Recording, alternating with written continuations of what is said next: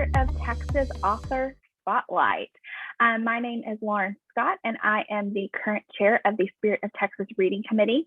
And we have with us today one of our committee members, Kim Warwick. Kim Warwick is currently the librarian at Beckendorf Junior High in Katy, Texas. This is her 10th year as a librarian, which she says is the best job ever. This is her second year on the SPOT committee. She has also served on the Lone Star reading list. Before becoming a librarian, she was a classroom teacher for many different grades, but mainly 8th grade English. I'm going to turn it over to Kim, and she will introduce our Spotlight author for today. Thank you, Lauren. Hi, Joya. Hi. So with us today, we have Joya Goffney, and she grew up in New Waverly, which is a small town in East Texas. Been there. In high school, she challenged herself with to-do lists of risk-taking items like hug a random boy and eat a cricket, which inspired her debut novel, Excuse Me, While I have it right here, While I Ugly Cry. Meant to grab that sooner, sorry.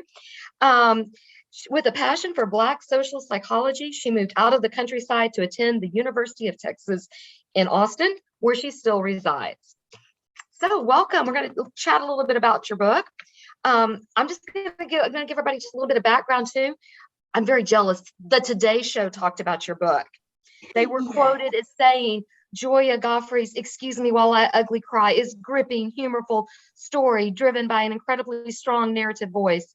It's filled with compelling conversations about race, friendship, honesty, and the importance of the authenticity. This book is a wonder and is perfect for readers of all ages. Wow. So how did that feel to have the Today Show talk about you? Oh, that was just the highlight of my life. I never expected that to happen, and it was crazy. So many people were like, "Oh my God, you're on the Today Show!" It was wild. I'd be like, "Teach me." Yes. Well, for those of us who, anybody that hasn't read the book, what's your elevator pitch? What would you tell us your book's about? Okay, so it's kind of been a while since I've done this. Okay, so Excuse Me While I Ugly Cry is about Quinn Jackson, who is just a list maker. She makes lists about everything, all the boys she'd love to kiss, all of her worst nightmares, and she puts them all in this one red journal that goes missing.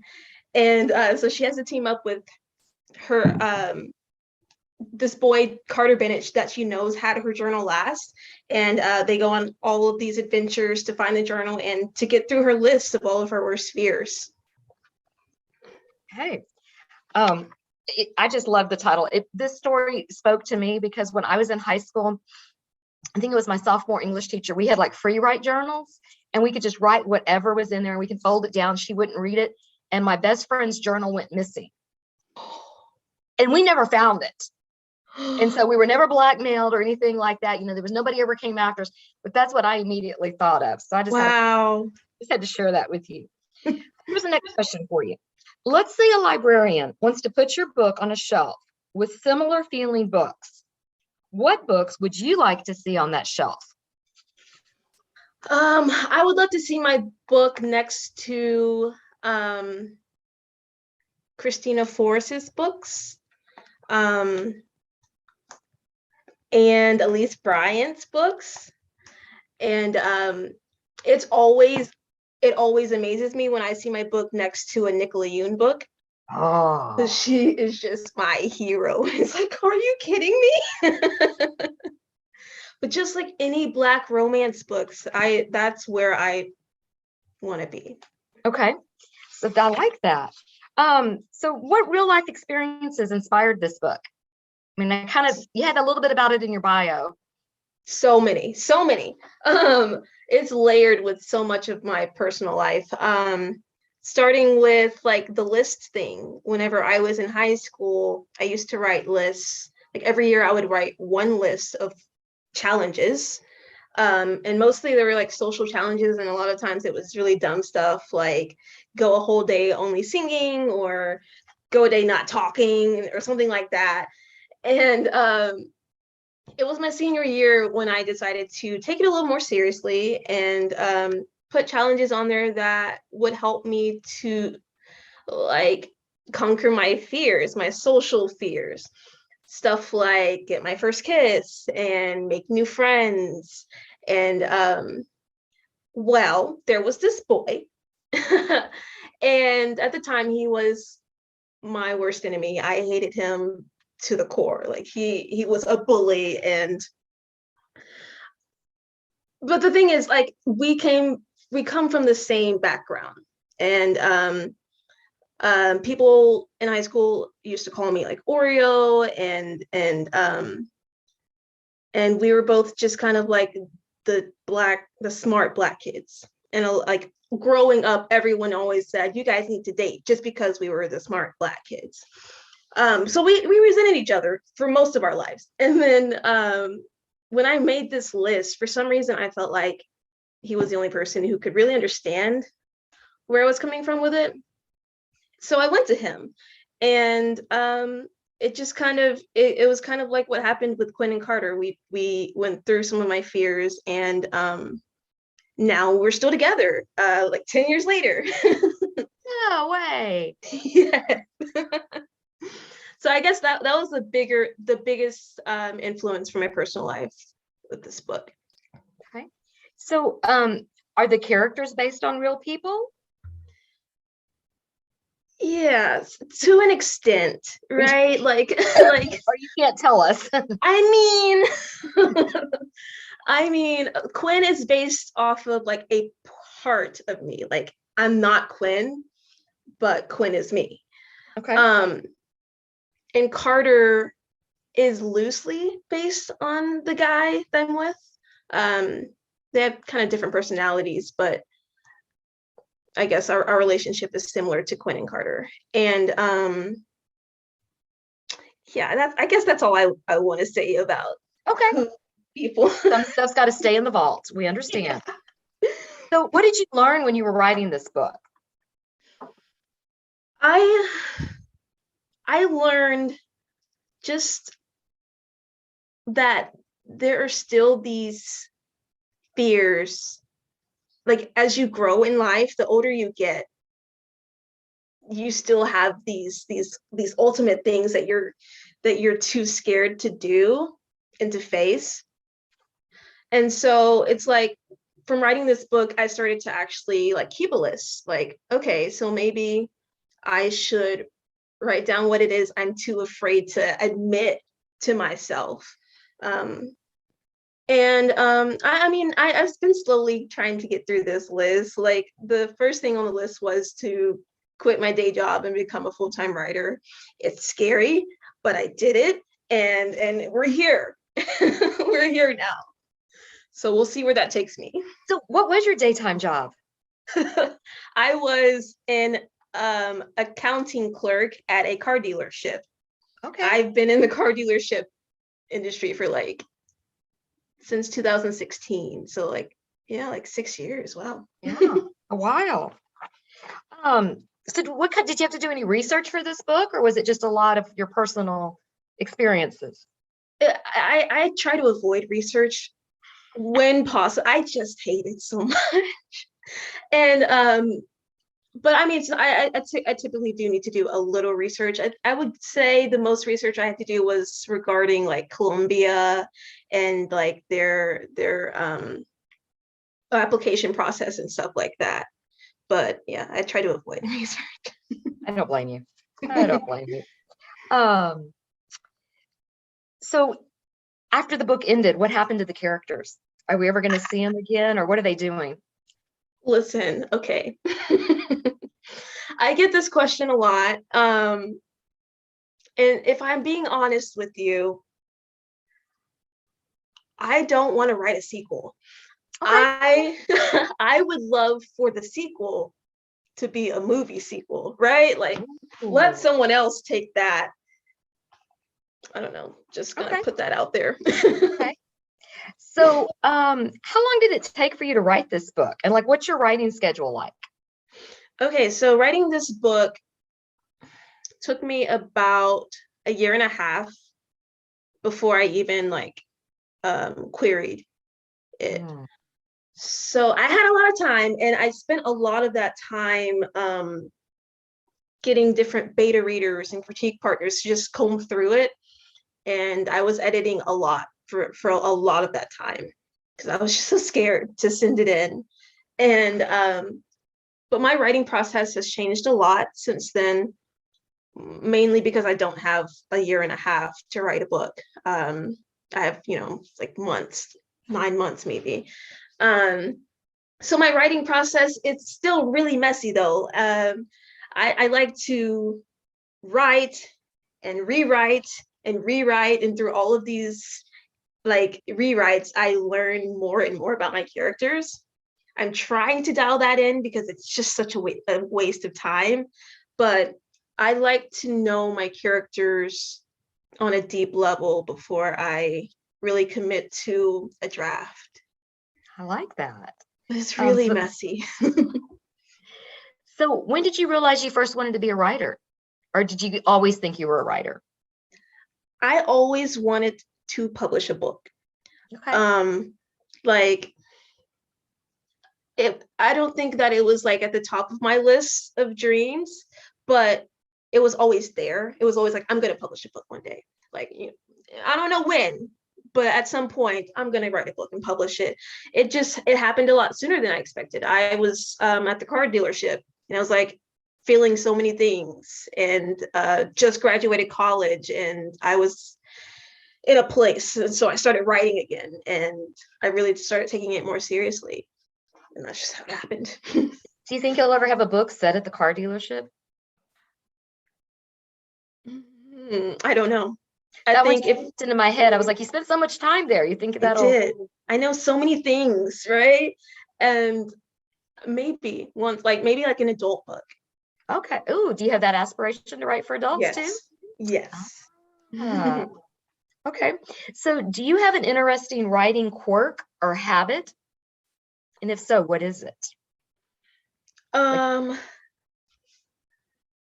don't know if it's a quirk, but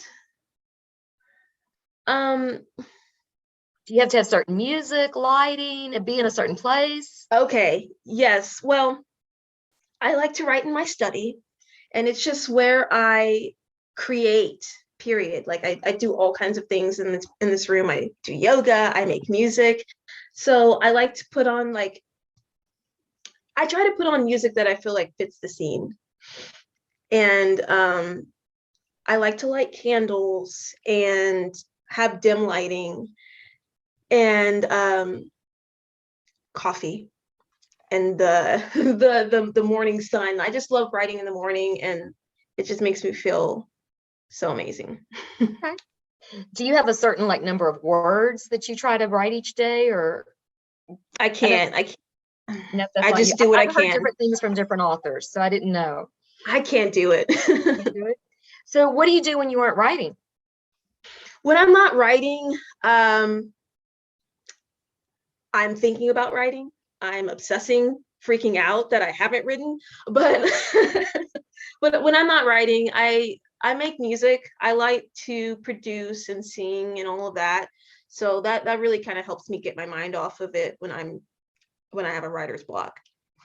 Well, that was going to be my next question. What do the words writer's block mean to you? And how do you deal with it? See, this writer's block for me isn't exactly like, oh, I'm at a chapter and I don't know what happens next. It's more like, this draft doesn't feel good. It doesn't feel right. I don't know my characters well enough. I need to start over. And I get kind of anxious about it. It's like, oh my God, I can't start over. I don't have time for this. But writer's block to me is just not knowing my characters. Okay. So I like when it comes freely. So what do you do? How do you get to know your characters? It changes with each book. Like right now I'm struggling with my third book. I just got edits back. So I'm having to figure out why can't I just jump back into this? What I'm doing at this point is going through the storyline, asking myself questions like, what doesn't feel right about this and why? And I'm trying to answer those questions the further I get into the storyline. So I just ask myself questions about the characters and the dynamics and what's missing here. Okay. So, do you hear from readers much? And what kind of things do they say, or do they ask you, or what do they want to know? Yeah, I get DMs pretty often. A lot of times they'll tell me that they really could relate to Quinn, and I especially love getting DMs from like young Black readers because like I if only I could have had books like this when I was younger. So it really, it's like it's reaching the people I wrote this for. So I get a lot of messages about them relating to it and asking for a sequel. But yeah. Okay. How do you process and deal with a negative book review, if you've ever had one of those? Yeah. I avoid book reviews as much as possible. Um, in the beginning, I would open every DM that I got and every post that I was tagged in with a review, and I would read it, and I had to stop doing that. Whenever one morning I opened my phone and I got a 2-star book review, the first words were, this book was boring. And I was like, okay, I gotta go right now, I guess.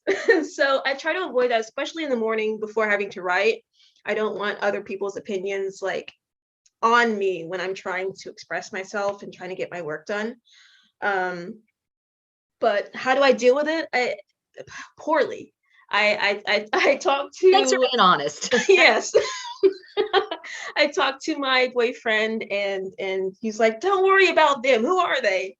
And it's just like all that matters is that I'm growing as a writer and as a person. So So what comes first for you, the plot or the characters? the plot. Definitely the plot. I get like a tagline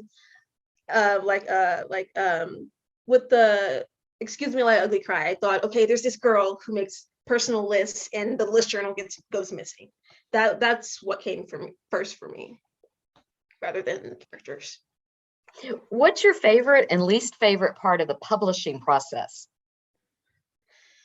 My favorite part is I think my favorite part is definitely like getting the cover, I would think so. like working on the cover and having someone create art for it and see these characters in real life. That's definitely always makes me cry. The worst part or my least favorite part of publishing, I think it's I've had to face a lot of social things that I haven't ever had to deal with. I had to realize that I have social anxiety and I'm seeing a therapist and working on these interactions. So yeah, it's always been a problem for me, but now it's just like in the forefront. I have to talk to people and it's hard. Gotcha. I've heard lots of people ask this question. What's your kryptonite as a writer? Is there something that just Like during the writing process or like yeah, during the writing process, I guess. Yeah, we'll go with that. I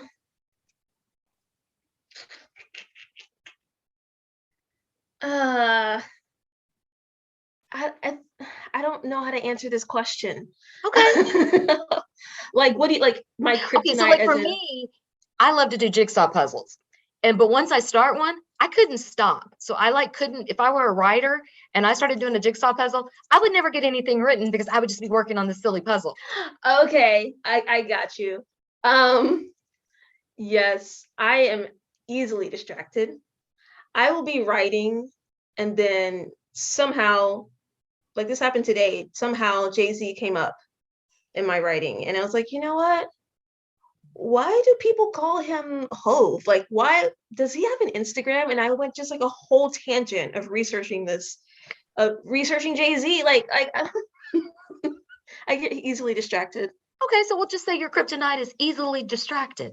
Distraction. Yes. There you go. Okay, so let's talk about your new book. Confessions of an Alleged Good Girl comes out next Yes. week, April 12th. What do you want us Oh, to wait. know about it? Nope. No, it comes out May 3rd. Oh, I am so sorry. Okay. Thanks for I was like, correcting wait, me. next week? Well, somewhere I got that. I don't know where. Sorry. It's okay. It's okay. So, what do you need to know about your book? You want me to tell you what you need to know? Okay. So, Confessions of an Alleged Good Girl is about a preacher's daughter in small town Texas. She loves her daddy, but she hates church. She feels like she can't live up to the expectations, and she feels pressured by her boyfriend. So it's about like the pressure that she feels to have sex and her inability to do so because of a condition that she has, like a medical condition. So she teams up with these two people from church to figure out what's wrong with her body and how to find the cure. So, did that take some research? The thing you hate? A little bit, but I didn't hate it so much just because it was based on a personal experience. So I knew a lot about the condition. There you go. Okay. And so what are you, so that one's going to be published we're in a month here. So what are you working on now?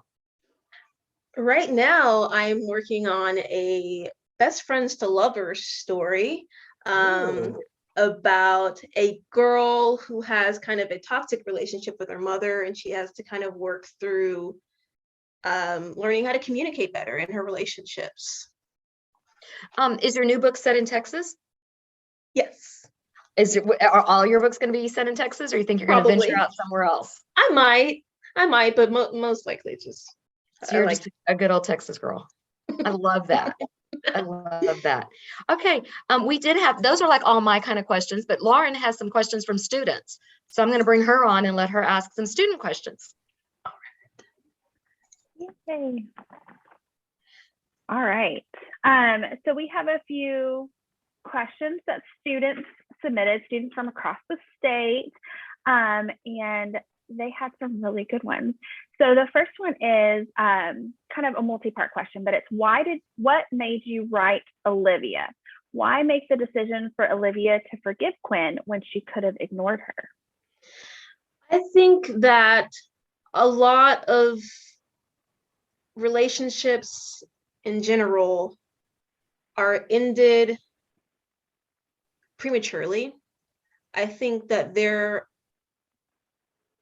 are a lot of cases where communication is just not there, but also with Olivia specifically, Quinn was kind of tangled up with the mean girls, and she kind of went along for the ride when they were bullying Olivia.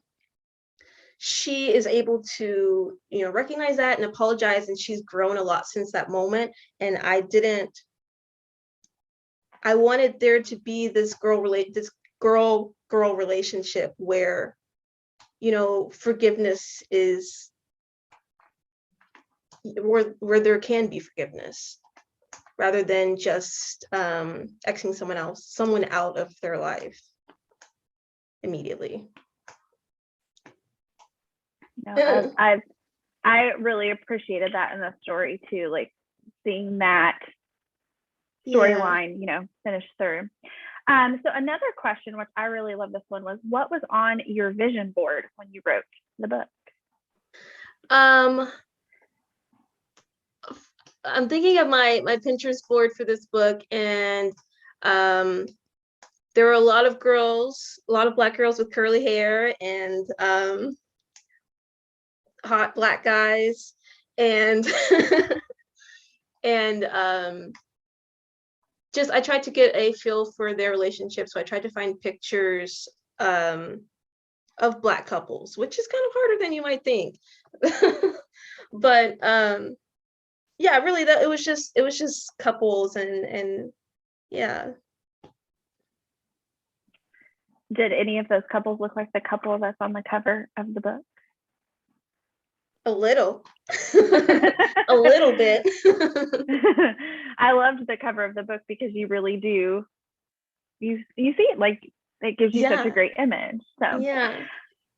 okay, so the next one was, it sounds like Joya Goffney writes characters that reflect her experiences. I'd love to know some of her personal lists, topics, etc., and the thing that she has most in common with Quinn. So some of the lists that I have in my journal, I think are some of the same lists that Quinn has. Like, I try to keep track of my favorite movies and favorite books. And I posted a few of these lists on my Instagram where I had books that I would love to see turned into movies. And just like things that I think mankind would be better without. And just like things that I love on a Saturday and stuff like that. I just have like random lists. I don't know. But what was the second part? What do I relate to most? Yeah, what do you have most in common with Quinn?